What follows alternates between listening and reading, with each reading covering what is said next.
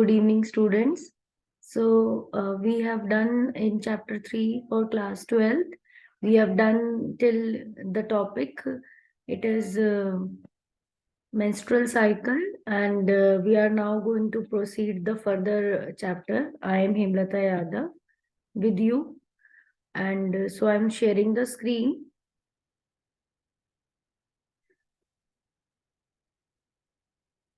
with you. I hope it is visible to you. So we will resume from where we have left the topic.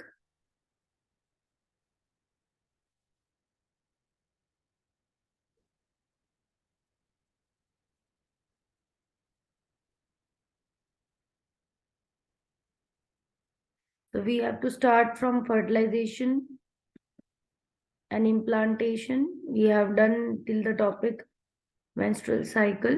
In the stages of menstrual cycle also we have this topic we have left. Fertilization and implantation. Chapter 3 हम revise कर रहे थे, हम fertilisation और implantation topic पे थे, तो हम वहीं से ही इसको रिज्यूम करेंगे.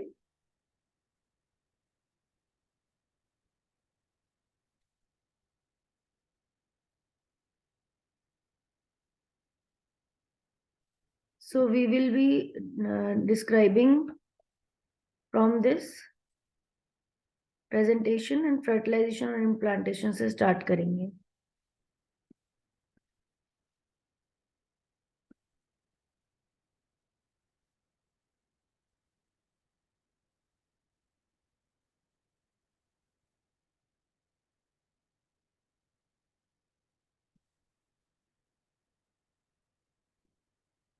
I think that slide is visible.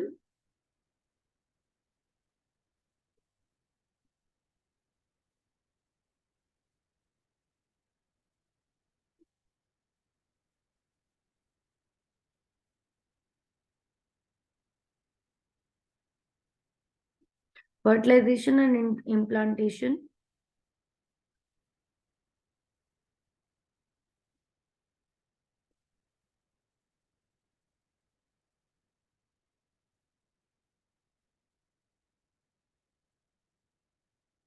Fertilisation क्या होता है?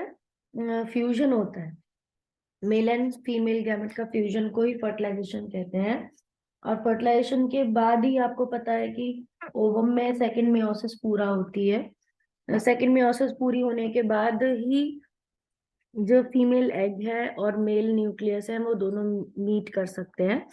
तो फर्टिलाइजेशन सेकंड मियोसिस को कंप्लीट करता है, इसीलिए भी ये जरूरी है. Sperm contact with zona pellucida of ovum and induce the changes in the membrane. तो वहीं से ये बात शुरू हो रही है कि स्पर्म जब कांटेक्ट करेगा जोना पेलुसिडा में ओवम की, और इससे चेंजेस होंगे मेम्ब्रेन में, और इसकी वजह से एंट्री किसी और स्पर्म की ब्लॉक हो जाएगी. यानी कि पहला स्पर्म अगर फ्यूज हो गया तो पॉलीस्पर्मी को अवॉइड करेगा, तो ब्लॉक कर देगा दूसरे किसी भी स्पर्म की एंट्री को. Acrosome of sperm secretes lytic enzymes, hyaluronidase, help in penetration into the ovum cytoplasm through zona pellucida and plasma membrane. Sperm का जो हेड होगा उसमें एक्रोसोम होता है, और उस हेड बोलते हैं.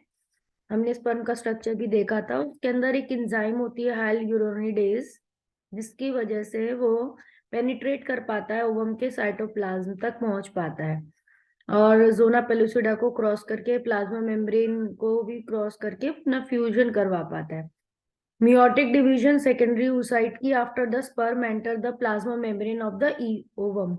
ओवम की प्लाज्मा मेम्ब्रेन में जब मतलब सेकेंडरी oocyte की ओवम या कह लो या सेकेंडरी oocyte कह लो, उसके मेम्ब्रेन में जब स्पर्म एंटर करता है प्लाज्मा मेम्ब्रेन में, तभी मियोटिक डिवीजन पूरी होती है. सेकेंड मियोटिक डिवीजन पूरी होती है और पोलर बॉडी बनती है और ओवम या ऊटेड बनता है. Nucleus of the ovum and the sperm now can fuse. अब दोनों फ्यूज होते हैं, और baby sex of the baby decided by the which sperm has fused. During the copulation coitus, copulation के वक्त जो सीमन है वो पीनस के थ्रू वेजाइना में रिलीज करा जाता है, इसको इंसेमिनेशन कहते हैं। The motile sperms swim rapidly pass through the cervix and enter into the uterus and finally reach the junction. और मोटाइल स्पर्म कहाँ पहुंचते हैं? सर्विक्स में पहुंचते हैं रैपिडली स्विम करके, और यूट्रस तक पहुंचते हैं, और फाइनली जंक्शन पे पहुंचते हैं इस्थमस और एम्प्यूला के। एम्प्यूलरी इस्थमस जंक्शन में पहुंचते हैं फेलोपियन ट्यूब के, और वहां फर्टिलाइजेशन होता है। तो फर्स्ट स्लाइड क्लियर होगी। फर्स्ट स्लाइड में ऐसा कोई प्रॉब्लम नहीं हो सकता, मेरे को लगता नहीं है कि कोई प्रॉब्लम है, सारे स्टेप्स क्लियर हैं।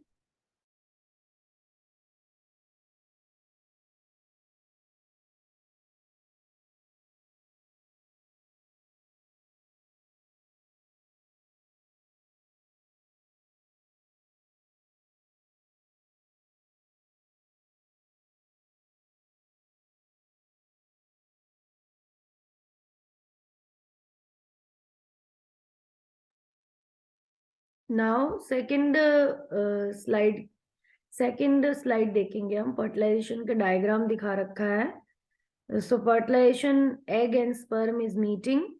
First sperm is fuse the egg, as you can see, and other sperm now cannot enter, and therefore the block has done, block हो जाएंगे बाकी sperm। Then फर्टिलाइजेशन और इम्प्लांटेशन की बात करें, फर्टिलाइज्ड हो गया है, स्पर्म ने फर्टिलाइज कर दिया है ओवम को, तो ओवम अब क्या करेगा कि अब फर्टिलाइज्ड ओवम है, अब उसको जाइगोट बोला जाएगा। और sperm contact with the zona pellucida of the ovum and induces a change in the membrane that blocks the entry of the sperm। दूसरे sperm की एंट्री को ब्लॉक करवाता है फर्स्ट sperm जब एंटर हो जाता है।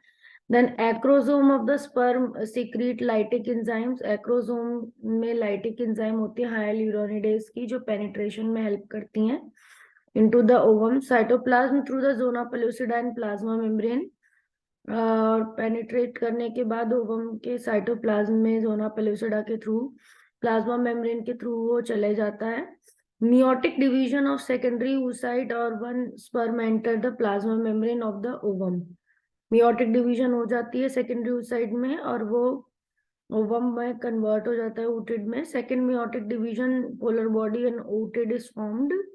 ये रिपीटेड स्लाइड है जो पीछे हमने देखी, वही यहाँ लिखा हुआ है। न्यूक्लियस ऑफ द ओवम और स्पर्म जब फ्यूज होगा तो जाइगोट बन जाएगा। Sex of the baby decided at this stage. इस स्टेज पे बेबी का सेक्स भी डिसाइड किया जाता है कॉपुलेशन कोइटस के वक्त। सीमन पीनस के थ्रू वेजाइना में रिलीज किया जाता है, इसको इंसेमिनेशन कहते हैं। और the motile sperm rapidly swim करते हैं, पास होते हैं सर्विक्स से और एंटर करते हैं यूट्रस में, फाइनली रीच करते हैं junction of the isthmus and the ampulla, और एम्पुलरी इस्थमस जंक्शन में वो फेलोपियन ट्यूब की एम्पुलरी इस्थमस जंक्शन में वो मीट करते हैं। तभी क्या होगा? फर्टिलाइजेशन कंप्लीट होगा। ये साइट ऑफ फर्टिलाइजेशन है ampullary isthmic junction, very important. Ampullary isthmic junction is in the fallopian tube, is the site of the fertilization. एक बात ये याद रखनी है और एक ये बात याद रखनी है कि जब स्पर्म एंटर कर जाएगा फर्स्ट, उसके बाद ही सेकंड मियोटिक डिवीजन होगी। प्रेगनेंसी एंड एम्ब्रियोनिक डेवलपमेंट, यहाँ पर प्रेगनेंसी और एम्ब्रियोनिक डेवलपमेंट बता रखा है कि कैसे एक बार एम्पुलरी इस्थमिक जंक्शन में फर्टिलाइजेशन हो गई। यहाँ पर आप देख रहे हो स्पर्म फ्यूज कर चुका है। यहाँ पर इसको ही, इस इमेज को ही यहाँ पर ब्रॉड में दिखा रखा है कि बहुत सारे स्पर्म आ रहे थे, बट फर्स्ट स्पर्म का न्यूक्लियस जब अंदर चला गया तो स्पर्म सेल फर्स्ट न्यूक्लियस अंदर जाते ही सेकंड पोलर बॉडी बन गई है, वो बहुत कोने पर आ गई है। एंड यहाँ पर एग सेल का न्यूक्लियस बन गया है, और ये दोनों क्या हो रहे हैं? मीट हो जाएंगे। जब ये दोनों मीट हो जाएंगे तो क्या होगा?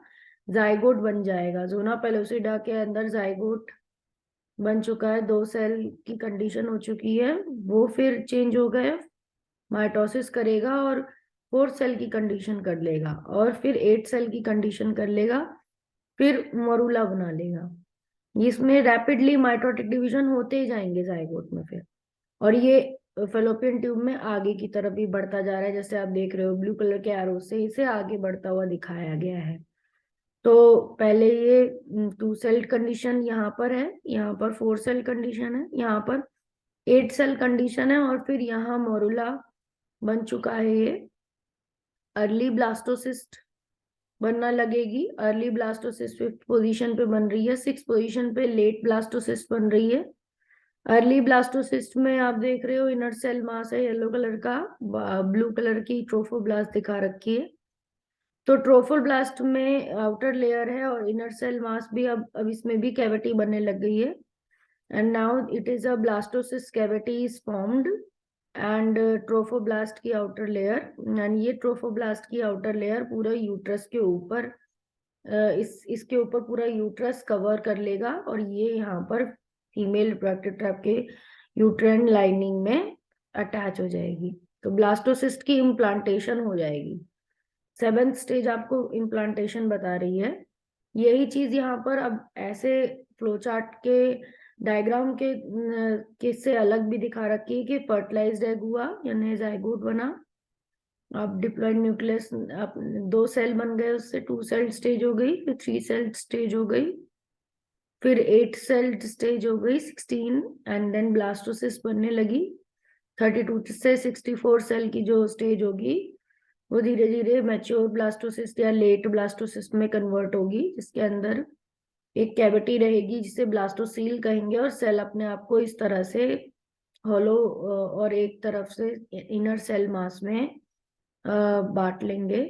एंड ब्लास्टोसिस्ट इस तरह का दिखेगा। अगर हम इसको 2 डायमेंशनल लेके स्लाइड में देखें तो हमें इस तरह का दिखता है कि एक यूनिफॉर्मली आउटर लेयर होती है और बीच एक कोने पर इनर सेल मास रहता है, और ब्लास्टोसील बीच में उसके एक कैविटी रहती है। आउटर मोस्ट लेयर को ट्रोफोब्लास्ट कहते हैं, और जोना पेलुसिडा उसकी आउटर लेयर है।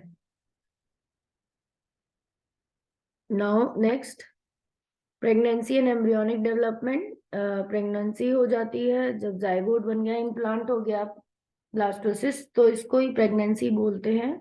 कोरियोनिक विलाए बनने लगेंगी, finger like projections on trophoblast.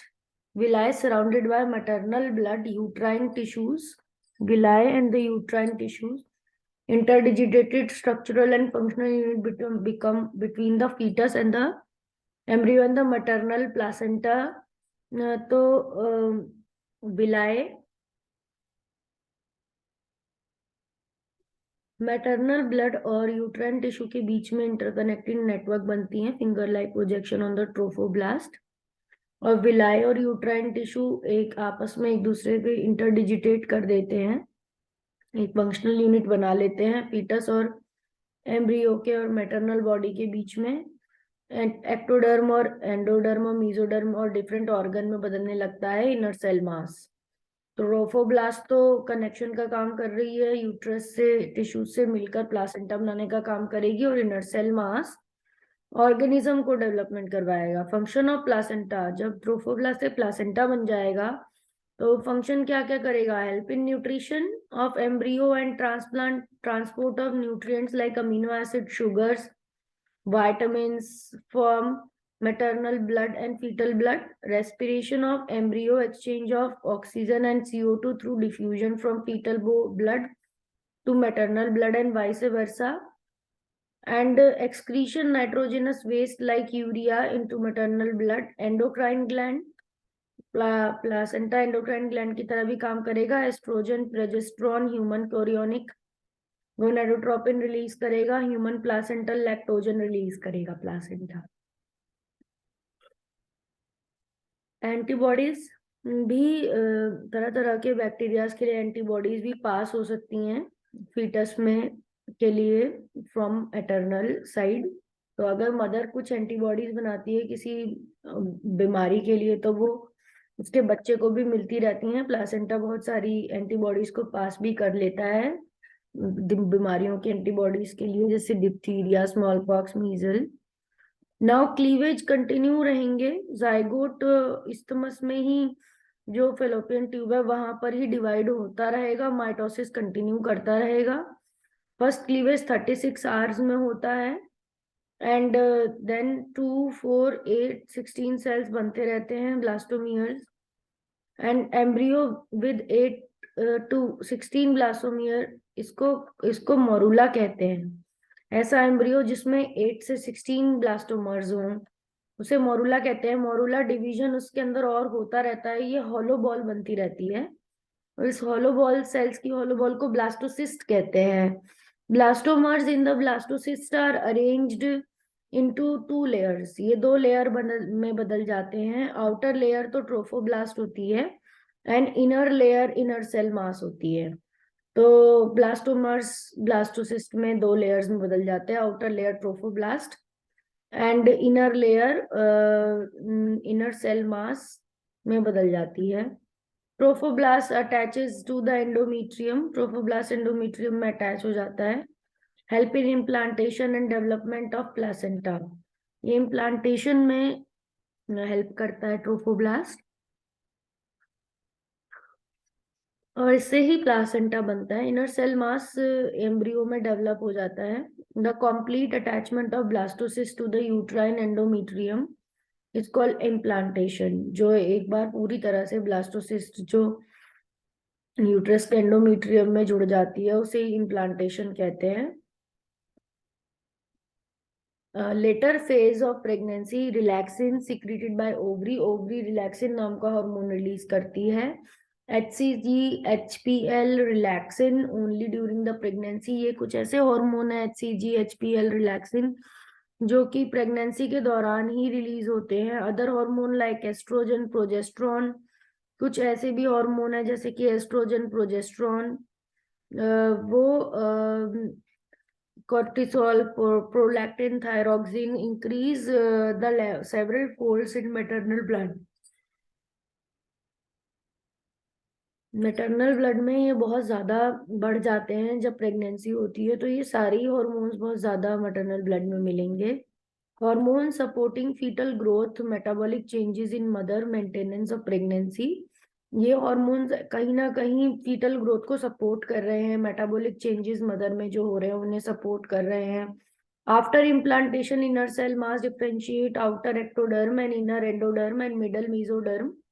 Implantation के बाद जो इनर सेल मास है वो इस तरह के 3 तरह के टिश्यूज में बदल जाता है। सबसे बाहर एक्टोडर्म, बीच में सबसे अंदर में इनर एंडोडर्म एंड मिडल में मीजोडर्म बन जाते हैं, टिश्यू और ऑर्गन बनने लगते हैं। Now inner cell mass contain inner cell mass के अंदर कुछ सेल्स होते हैं विच पोटेंसी स्टेम सेल्स जिन्हें बोलते हैं। इनर सेल मास के अंदर स्टेम सेल्स होते हैं जिनके अंदर ये एबिलिटी होती है कि वो सारे टिश्यूज और ऑर्गन बना सकते हैं। तो इनर सेल मास में तो ऐसे टिश्यू होंगे ही, तभी तो वो पूरा बॉडी को डेवलप करेगा बेबी की। तो इनर सेल मास के टिश्यूज फुल बॉडी को डेवलप कर लेते हैं। प्रेगनेंसी 9 मंथ में लास्ट करती है। 3 ट्रेमिस्टर होते हैं ऐसे 6 मंथ के। फर्स्ट ट्रेमिस्टर के से लेकर end of 3rd month, first trimester and होता है 3रे मंथ पे, सेकेंड ट्रेमिस्टर एंड होता है 6th मंथ पे, और 3rd ट्रेमिस्टर एंड होता है 9 मंथ पे। तो 3 ट्रेमिस्टर 3 मंथ के पीरियड्स होते हैं प्रेगनेंसी के बाद। Later phase of pregnancy, relaxin secreted by ovary, ये सब रहेंगे। Then this is the location how the fetus and the embryo is attached with the uterus, uterus से किस तरह से अटैच रहते हैं ये। लैक्टेशन, जब बेबी डिलीवर हो जाता है तो मदर एबल हो जाती है कि वो अब मेमोरी ग्लैंड से फीड करा सकती है, मिल्क प्रोड्यूस करा के। और इस प्रोसेस को जब मेमोरी ग्लैंड फीमेल के डिफ्रेंशिएट कर लेते हैं और मिल्क प्रोड्यूस करते हैं एंड ऑफ प्रेगनेंसी में, इसको लैक्टेशन बोलते हैं। The mammary gland start producing milk toward the end of the pregnancy. Milk produced during the initial days of lactation is called colostrum.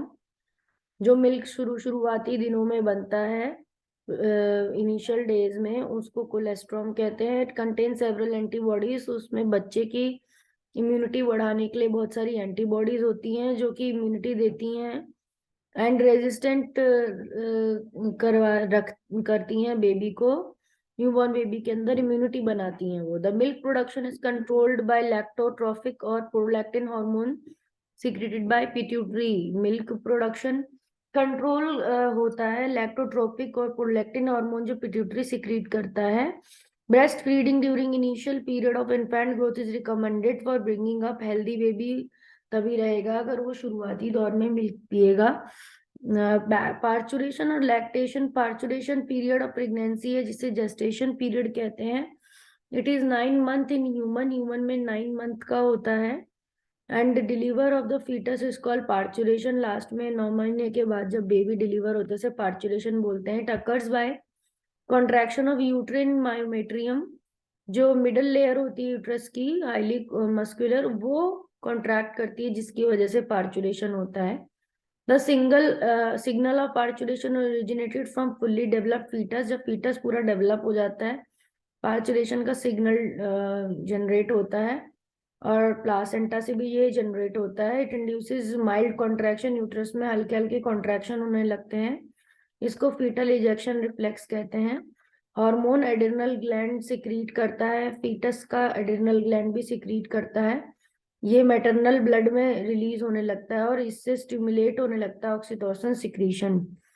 तो मदर की अंदर ऑक्सीटोसिन रिलीज होता है। ऑक्सीटोसिन फोर्सफुल कॉन्ट्रैक्शन करवाता है मायोमेट्रियम के, जिसे लेबर या पेन कहते हैं। It stimulates further secretion of oxytocin और इससे और ज्यादा ऑक्सीटोसिन रिलीज होता है। Stimulatory reflex between the uterine contraction and oxytocin secretion, ये दोनों एक दूसरे पॉजिटिव फीडबैक होता है और ऑक्सीटोसिन रिलीज करवाता रहता है जिससे स्ट्रॉन्ग कॉन्ट्रैक्शन और स्ट्रॉन्ग होने लगते हैं। और pushes the foetus by dilated the cervix, cervix dilate हो जाता है और फीटस रिलीज हो जाता है बर्थ कैनाल से, facilitated by relaxin and parturition. Relaxin hormone of parturition के इसकी फैसिलिटेट करता है। After delivery placenta is also expelled out of the uterus, से प्लासेंटा भी रिलीज हो जाता है क्योंकि उसकी भी लाइफ पूरी हो जाती है। प्लासेंटा की भी 9 मंथ की लाइफ होती है। It also releases. लैक्टेशन में मेमोरी ग्लैंड फीमेल के डिफ्रेंशिएशन कर देते हैं, मिल्क प्रोड्यूस करने लगते हैं। एंड फर्स्ट फ्यू टाइम पर फ्यू इनिशियल डेज का गाढ़ा पीला दूध जो आता है कोलेस्ट्रॉम, वो पिलाना जरूरी है क्योंकि वो एंटीबॉडी में रिच होता है, इम्यूनिटी प्रोवाइड करता है बेबी को। ब्रेस्ट फीडिंग बहुत से बेबी हेल्दी और रेजिस्टेंट रहता है इन्फेक्शंस के। तो हमने ये चैप्टर कंप्लीट कर लिया है। लैक्टेशन का बता दिया, पार्चुलेशन और लैक्टेशन बता दिया। लैक्टेशन के बाद पहले हमने ह्यूमन फीटस को यूट्रस में कैसे रहा वैसे डिस्कस कर लिया, डायग्राम देख लिया, एनसीईआरटी का डायग्राम था और ये कुछ पॉइंट्स देख लिए। एनसीईआरटी में एक और पैराग्राफ है कि कौन से मंथ में कौन से ऑर्गन बनते हैं, तो वो और आप देख लीजिएगा। क्लीवेज के बारे में देख लिया किस तरह से इस्थमस रीजन में ही जाइगोट बन जाता है और उसके बाद उसमें माइटोटिक डिवीजन शुरू हो जाता है। पहला डिवीजन 36 आवर्स में होता है, फिर होते ही रहता है हर 24 घंटे में डिवीजन। एंड उसके बाद जब मोरूला होता है तो वो 8 से 16 सेल की कंडीशन को मोरूला कहते हैं। मोरूला और ब्लास्टोसिस्ट बनाता है, ब्लास्टोमियर्स ट्रोफोब्लास्ट और इनर सेल मास में बनकर ब्लास्टोसिस्ट बनाकर इम्प्लांट हो जाते हैं। प्लासेंटा और एम्ब्रियोनिक डेवलपमेंट, कोरियोनिक विलाई का बनना, प्रेगनेंसी और एम्ब्रियोनिक डेवलपमेंट, ये हमने पूरा स्टडी किया। ये इमेज बहुत जरूरी है, तो ये इमेज आपके एनसीईआरटी में भी दी हुई है। You should learn this image and then after before this we have studied about the कैसे फर्टिलाइजेशन हुआ एंड फर्टिलाइजेशन और इम्प्लांटेशन के बारे में आज हमारा लेक्चर था। तो थैंक यू एवरीवन।